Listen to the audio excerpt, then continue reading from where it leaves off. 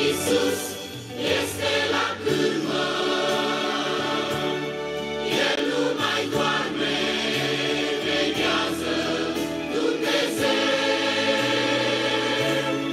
El ceartă vântul și valul din furtună, taci, fără gură, vorbește Dumnezeu.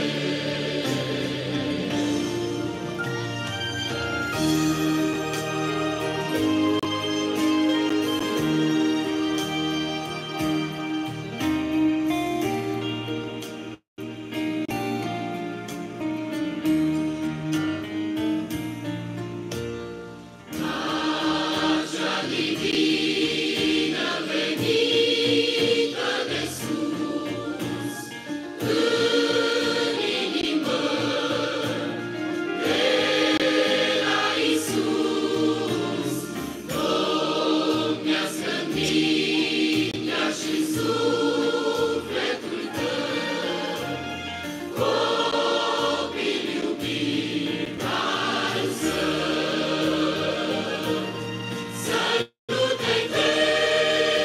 Iisus este la cârmă, El nu mai doarme, veghează Dumnezeu. El ceartă vântul și valul din furtună, taci, fără gură, vorbește Dumnezeu. Să nu te temi, Iisus este la cârmă, El nu mai doarme,